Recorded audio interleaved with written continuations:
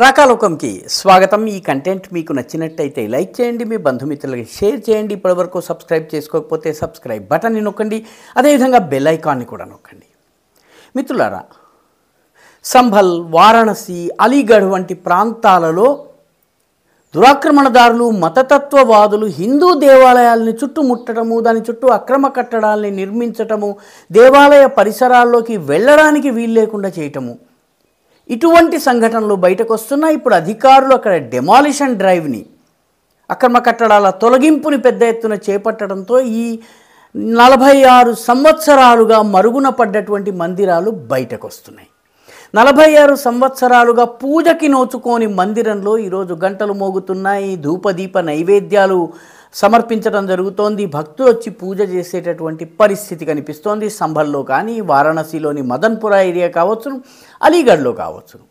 ఇప్పుడు తాజాగా ఈ జాబితాలో ఖంబాలియా అనేటటువంటి ప్రాంతం కూడా వచ్చి చేరింది। ఖంబాలియా గుజరాత్లోని ద్వారకా జిల్లా, సరిహద్దు జిల్లా, అంటే సముద్రాన్ని ఆనుకుని ఉన్నటువంటి ద్వారకా జిల్లాలోని మూల ద్వారక, బేట్ ద్వారక, ఇవన్నీ ఉండేటటువంటి, అంటే ద్వారకాధీశుని యొక్క మందిరం ఉన్నటువంటి చోట, ఈ ప్రాంతంలో ఖంబాలియా అనే ఒక చోటు ఉంది। ఆ ఖంబాలియా అనే ప్రాంతంలో ఒక సంతోషి మాత దేవాలయము గత 50 సంవత్సరాలుగా తెరుచుకోలేదు। కారణం ఏంటి? చుట్టూ ముస్లింలు ఉండడం కారణంగా వీళ్ళు ఆ ప్రాంతమంతా కూడాను అక్రమ కట్టడాలు నిర్మాణం చేసిన కారణంగా అసలు మందిరంలోకి ప్రవేశించటమే అసాధ్యమైంది। అక్కడ ఉన్నటువంటి హిందువులు గోల పెట్టారు, గొడవ చేశారు, రకరకాల అప్లికేషన్లు పెట్టుకున్నారు। కానీ దశాబ్దాలుగా పరిపాలనలో ఉన్నటువంటి కుహనా సెక్యులర్ పాలకులు హిందువుల గోడు వినలేదు। ఇది ఒక 50 సంవత్సరాల క్రితము 5 భూ ఆక్రమణదారులు, మతతత్వవాదులు ఈ మందిరాన్ని పూర్తిగా, మందిరం చుట్టుపక్కల ప్రాంతాన్ని, ఎంట్రీ పాయింట్స్ అన్నింటినీ ఆక్రమించుకున్నారు। హనీఫ్, సులేమాన్, గఫార్, అబ్బాస్ అండ్ ఉమర్ అనేటటువంటి 5 ఆక్రమించుకున్నారు। ఇందులో 2 చనిపోయారు, 50 ఏళ్ల క్రితం కాబట్టి 2 చనిపోయారు। మిగిలిన వాళ్ళ 3 ఇప్పుడు పోలీసులు అరెస్టు చేయడమే కాకుండా చుట్టూ ఉన్నటువంటి అక్రమ కట్టడాలని తొలగిస్తున్నారు। అంటే 50 సంవత్సరాల వరకు ఈ మందిర పూజారి, ఖంబాలియాలో ఉన్నటువంటి సంతోషి మాత మందిర పూజారి ఎవరైతే ఉన్నారో ఆయన పాపము దీనిపైన ఫిర్యాదు చేసేటటువంటి ధైర్యం చేయలేకపోయారు। చివరికి సంభల్లో, ఉత్తరప్రదేశ్లోని మొరాదాబాద్ జిల్లాలోని సంభల్, అదేవిధంగా వారణాసి, పశ్చిమ ఉత్తరప్రదేశ్లోని అలీగఢ్, ఈ ప్రాంతాలన్నింటిలో కూడాను దురాక్రమణకు గురై, మూసివేతకు గురై, మొత్తం ఎంట్రీ పాయింట్స్ అన్నీ క్లోజ్ అయిపోయిన మందిరాలు ఒక్కొక్కటి బయటకు రావడంతో ఇప్పుడు ఖంబాలియాలోని పూజారి కూడాను కేసు వేసే సాహసం చేశారు। దీంతో మొత్తము ప్రభుత్వ భూములను ఆక్రమించుకున్నటువంటి ఆక్రమణదారుల కట్టడాల్ని మొత్తం తొలగించడం జరిగింది।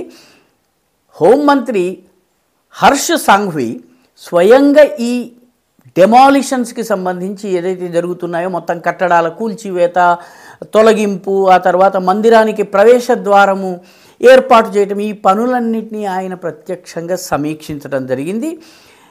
నిజానికి ద్వారకా జిల్లా ఒక రకంగా చెప్పాలన్నట్టయితే ద్వారకాధీశుడైనటువంటి శ్రీకృష్ణుడి యొక్క రాజ్యం ఉన్నటువంటి జిల్లా। కానీ ఈరోజు అక్కడి జనాభా స్వరూప స్వభావం పూర్తిగా మారిపోయింది। ముఖ్యంగా చేపలు పట్టే వాళ్ళ పేరిట చుట్టుపక్కల ప్రాంతాల్లో ద్వారకా, బేట్ ద్వారకా, ఈ ప్రాంతాలన్నింటిలో కూడాను ఈరోజు మతతత్వ శక్తులు అక్కడ మొత్తం గూడు కట్టుకొని ఉన్నాయి। అక్టోబర్ 22 నుంచి బీజేపీ ప్రభుత్వం అక్రమ కట్టడాల్ని తొలగించే పని చేపట్టింది। 7 మజార్లు, అంటే దర్గాలు, మజార్లు అంటే సమాధులు అన్నమాట, 7 సమాధులతో పాటు దాదాపు 40 ఇల్లీగల్ స్ట్రక్చర్స్ని 2022 అక్టోబర్లో తొలగించారు। ఆ తర్వాత మార్చి 2023లో కూడాను భారీ ఎత్తున అక్రమ కట్టడాల్ని తొలగించారు। అక్టోబర్ 2022లో ఈ తొలగించిన తరువాత ఈ ప్రాంతంలో ఉన్నటువంటి మూల్ ద్వారకా ప్రాంతానికి ఒక 200 పడవల్లో దాదాపు 1000 మంది మత్స్యకారుల రూపంలో, అంటే మత్స్యకారులు, ఆ ప్రాంతంలో ఉండే మత్స్యకారులు హిందువులు కారు, మిగతా చోట్లంతా కూడాను మత్స్యకారులు హిందువులు లేదా క్రైస్తవులు అవుతారు, సౌత్ ఇండియాలో కానీ తమిళనాడులో కానీ ఈ ప్రాంతాల్లో। కానీ గుజరాత్లోని మత్స్యకార కుటుంబాలన్నీ కూడాను ఇస్లాముని స్వీకరించాయి। వాళ్ళు ఈ వేర్వేరు జిల్లాల నుంచి వచ్చి మూల్ ద్వారక ప్రాంతంలో నివాసం ఏర్పరచుకునే ప్రయత్నం చేస్తే అప్పుడు ప్రజలు వాళ్ళకి వ్యతిరేకంగా పోరాడి వీళ్ళు ఇక్కడ మొత్తం జనాభా యొక్క స్వరూప స్వభావాల్ని మార్చేస్తారని చెప్పి పోరాటం జరిగింది. వాళ్ళని మళ్ళీ వాళ్ళ సొంత జిల్లాలకి గ్రామాలకి పంపించేయటం జరిగింది.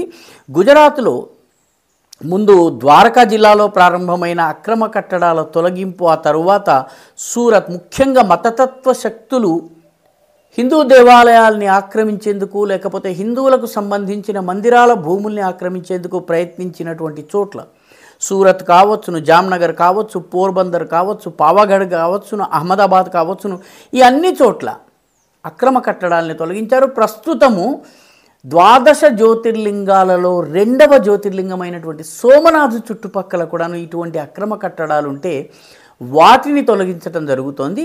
మొత్తం మీద 50 సంవత్సరాల తరువాత సంతోషిమాత మందిరంలో మళ్ళీ ధూపదీప నైవేద్యాలు, అదేవిధంగా దేవుని పూజ చేసేటటువంటి శ్రద్ధాళువుల యొక్క ఘంటానాదాలు, అదేవిధంగా సంతోషిమాత యొక్క జయకారాలు వినిపిస్తున్నాయి 50 సంవత్సరాల తరువాత. ఈ వీడియో మీకు నచ్చినట్టయితే లైక్ చేయండి, షేర్ చేయండి, ఈ ఛానల్కు సబ్స్క్రైబ్ చేయండి. మీ అభిప్రాయాన్ని కమెంట్ల రూపంలో తప్పనిసరిగా పంపించండి.